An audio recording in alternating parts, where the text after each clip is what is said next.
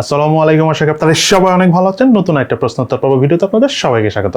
আমাদের আজকের দিনে প্রথম প্রশ্নটা হলো খুবই কমন একটা প্রশ্ন, আমরা অলওয়েজ বলে থাকি যে প্রসেসর ক্রাইসিস, এবং সেটার উপর বেস করে আপনাদের মধ্যে অনেকেই প্রশ্নটা করেছেন যে আমরা সবসময় প্রসেসর ক্রাইসিসের কথা বলি, কিন্তু স্টিল মোবাইল কোম্পানিগুলো নিত্য নতুন অনেক ফোন তো মার্কেটে নিয়ে আসছে, তার মানে কি আসলে প্রসেসর ক্রাইসিস নেই? আমরা কি তাহলে এমনি এমনি বলছি? খুব সুন্দর একটা প্রশ্ন, আসলে খুব স্বাভাবিক এই ধরনের প্রশ্ন করা, যেহেতু মোবাইল কোম্পানি আসলে নিয়মিত ফোন নিয়ে আসতেছে। বাট মেইন জিনিসটা কি, আমি আপনাকে একটা কথা বলি, মার্কেটে প্রচুর ফোন কেনার ফোন বিক্রি করার একটা প্রয়োজনীয়তা রয়েছে, যেটাকে বলে প্রচুর ডিমান্ড রয়েছে মার্কেটে ফোনের। দ্যাটস ওয়াই মোবাইল কোম্পানিগুলো কোনো রকম তালি তুলি দিয়ে ফোন নিয়ে এসে মার্কেটে ছেড়ে দিচ্ছে এবং ওই ফোনগুলো মার্কেটে মানুষ কিনে ফেলতেছে। আপনারা যদি খেয়াল করেন 2021 সালে যতগুলো ফোন বের হয়েছে সেই হিসাবে কম্পেয়ার করলে 2022 সালে যে ফোনগুলো বের হয়েছে, সেটা Redmi Note 11 বলেন, Realme 9i বলেন, কিছু কিছু ফোন ছাড়া প্রায় সবগুলো ফোনই কিন্তু আগের থেকে মোটামুটি দুর্বল কনফিগারেশন আসছে, কিন্তু স্টিল আপনি দেখবেন মার্কেটে অনেক সেল হচ্ছে, যেটা বাংলা ভাষায় বলে মুড়ির মতো বিক্রি হচ্ছে। তার কারণ হলো ফোন আসলে লঞ্চ হচ্ছে, বাট খুব বেশি কোয়ান্টিটি ফোন কিন্তু মার্কেটে অ্যাভেলেবেল নাই। এবং অনেক সময় দেখবেন যে 4GB 6GB র্যাম দুইটা ভেরিয়েন্টের ফোন থাকলেও 6GB র্যামের ফোন বাংলাদেশ মার্কেটে মোবাইল কোম্পানিগুলো অফিসিয়াল অ্যাভেলেবেল করতে পারে না।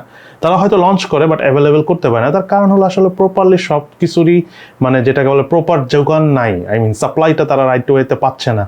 তার মধ্যে প্রসেসর হলো সবচেয়ে কম সাপ্লাই পাচ্ছে। এবং আপনি যদি খেয়াল করেন বর্তমান যে প্রসেসরগুলো মার্কেটে চলতেছে, ইউনিসকের প্রসেসর, স্ন্যাপড্রাগনের 680 প্রসেসর, এগুলো কিন্তু যদি আপনি 2021 সাল বা 20 সাল বা এর আগে যেসব প্রসেসর রয়েছে সেগুলোর সাথে যদি কম্পেয়ার করেন, অবশ্যই দুর্বল মনে হবে আপনার কাছে।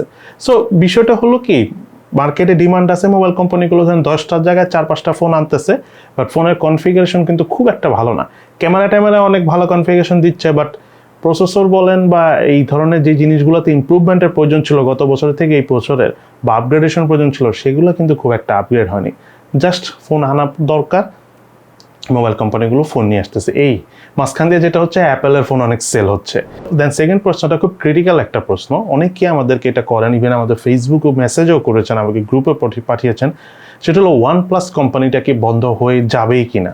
সত্যি কথা বলতে OnePlus মোবাইলটা কোম্পানি বন্ধ হয়ে যাবে কিনা এটার ব্যাপারে আমাদের কোনো কনফার্ম নিউজ নেই। আমরা বিভিন্ন যারা টেকনোলজি নিয়ে খুব রিসার্চ করে তাদের ভাষ্যমতে যে OnePlus-এর কোনো একটা বড় চেঞ্জ আসতে পারে, হতে পারে তারা সম্পূর্ণ বন্ধ হয়ে নাথিং নামে প্রতিষ্ঠা করবে। যদিও আমরা জানি যে OnePlus আর নাথিং আলাদা কোম্পানি, আবার নির্দিষ্ট একটা টেকনোলজি গ্রুপ তারা দাবি করতেছে যে না, এরা সেম কোম্পানি, নতুন নামে আসতেছে। কারণ OnePlus-এর মোবাইল এখন ওয়ার্ল্ডে খুব একটা চলে না আগের মতো। দ্যাটস ওয়াই তারা ডিসকাউন্ট দিয়ে আপনারা দেখতেছেন যে খুব কম দামি ফোন আনতেছে। যদি আপনি OnePlus 10 Pro কথা থিঙ্ক করেন, এটা 1,20,000 টাকা দাম ছিল, এখন 70-80,000 টাকা পাওয়া যাচ্ছে, 2 মাস পর হয়তো 40-50 পাওয়া যাবে। সো সচরাচর এই মুভমেন্টগুলো দেখি যারা টেকনোলজি নিয়ে রিসার্চ করে, তাদের কথা হলো একটা কোম্পানি যখন বন্ধ হয়ে যায়, তাদের কাছে তো অলরেডি 3-4 বছর ফোন তৈরি করার মতো অনেক র ম্যাটেরিয়ালস থাকে। সো সেগুলো দিয়ে তারা দ্রুত কিছু ফোন তৈরি করে মার্কেটে সেই ফোনগুলো যত পারে যেই প্রাইসে পারে সেল করে তারা মার্কেট থেকে বের হয়ে যাচ্ছে। কিন্তু এটা কিন্তু 100% কনফার্ম না, এরকম নাও হতে পারে। তবে OnePlus-এর অনেক কিছু চেঞ্জ হবে, যেটা আমরা বুঝতেছি খুব একটা পজিটিভ চেঞ্জ আমরা আগামীতে দেখতে পাবো না। আমরা যতদূর পর্যন্ত দেখছি পজিটিভ চেঞ্জ আসতে সময় লাগবে, তবে সব কিছুই আমরা বুঝতে পারবো। এই যে নাথিং কোম্পানিটা রয়েছে, এই নাথিং কোম্পানি কিন্তু আগামী মাসে বা 1-2 মাসের মধ্যে তাদের একটা ফোন আনবে। সেই ফোনটা আনার পর আমরা বুঝতে পারবো যে OnePlus থেকে কি সবাই নাথিংয়ে শিফট হয়েছে কিনা। যদিও আমি নাথিং নিয়ে খুব বেশি যে আশাবাদী আমি এটা বলবো না, কারণ নতুন কোম্পানি হিসেবে আসলেই যে মার্কেটে খুব কাঁপানো যাবে তার কোনো গ্যারান্টি নাই, যদি ব্যাকএন্ডে আগে থেকে বড় ব্যাকগ্রাউন্ড না হয়।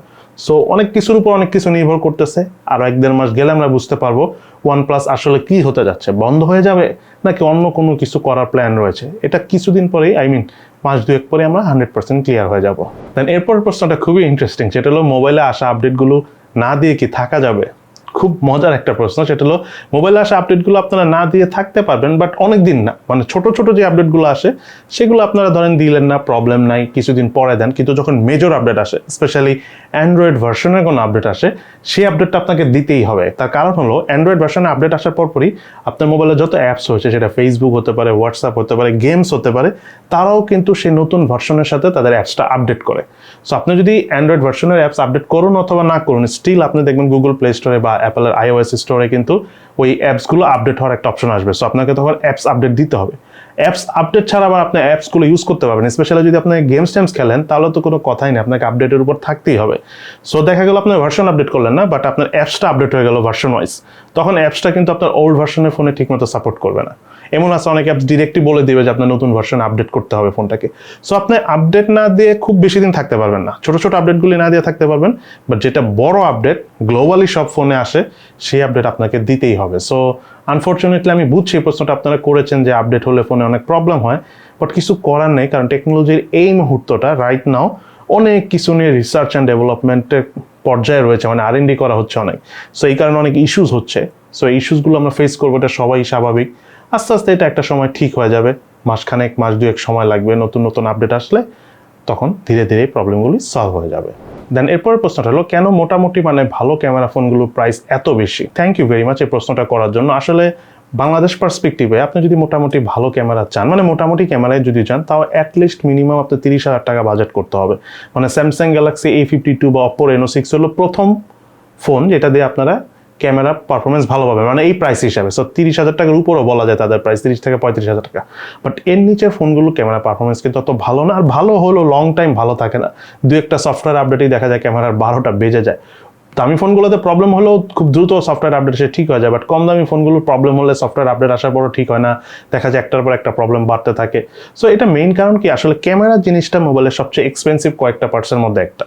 আর তার পাশাপাশি ক্যামেরার সাথে কিন্তু ব্যাকগ্রাউন্ড প্রসেসিংয়ের একটা ব্যাপার থাকে, দেন আরও কিছু বিষয় থাকে ক্যামেরার সাথে, প্রসেসরের একটা ব্যাপার থাকে।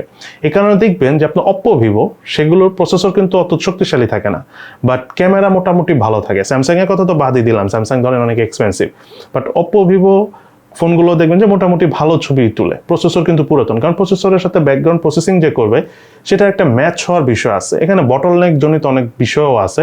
যাই হোক, ধরেন ব্যাকগ্রাউন্ড প্রসেসিংটা যদি প্রপারলি ক্যামেরা সেন্সরের সাথে ম্যাচ করে এবং তার পাশাপাশি যদি প্রসেসরের সাথে ম্যাচ করে রাইট ওয়েতে কাজ করতে পারে, তখন একটা ছবি ওভারঅল ভালো আসে। আপনারা খেয়াল করবেন অনেক সময় আমরা ছবি তুলি, আপনারাও ছবি তুলবেন, দেখবেন যে মোবাইলে দেখতে অনেক ভালো লাগে কিন্তু কম্পিউটারে দেখতে অত ভালো লাগে না। এটার মেইন কারণ হলো ব্যাকগ্রাউন্ড প্রসেসিং। সো এই ব্যাকগ্রাউন্ড প্রসেসিং বলেন আর ক্যামেরা সেন্সর বলেন, এগুলো একটু এক্সপেন্সিভ হয়ে থাকে। আর একটু ভালো মোটামুটি কিছু প্রসেসর আছে যেসব প্রসেসর আবার সবকিছু ওভারঅল অত ভালোভাবে কাজ করে না। সো সবকিছু মিলিয়ে থিঙ্ক করতে গেলে তখন ফোনগুলো অনেক এক্সপেন্সিভ হয়ে যায় তৈরি করা। দ্যাটস ওয়াই আপনারা খেয়াল করবেন, এই যে আমি অপ্পো Reno6 এর কথা বলতেছি, স্যামসাং গ্যালাক্সি A52 কথা বলতেছি, এটার প্রসেসর কিন্তু অনেক পাওয়ারফুল না, স্ন্যাপড্রাগনের 720G প্রসেসর, বাট এটা হলো স্ন্যাপড্রাগনের one of the best stable processor 7 সিরিজের মধ্যে, ওয়ান অফ দ্য বেস্ট। এবং এই প্রসেসরে ব্যাকগ্রাউন্ড প্রসেসিং অনেক ভালোভাবে কাজ করে দেখেই কিন্তু তারা এই প্রসেসর দিয়ে দেখেন অপ্পো আনছে, স্যামসাং আনছে, এবং দুটো ফোনের ক্যামেরা পারফরমেন্স কিন্তু অনেক ভালো। আপনি যদি খেয়াল করে দেখেন Realme 8 Pro কিন্তু এই প্রসেসর দিয়ে ফোনটা এনেছে, even 7 Pro most probably same processor ছিল।